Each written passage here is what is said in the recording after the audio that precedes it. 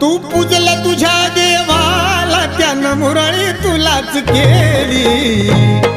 जिनं वंदन केलं भीमाला ती वकील डॉक्टर झाली जिनं वंदन केलं भीमाला ती वकील डॉक्टर झाली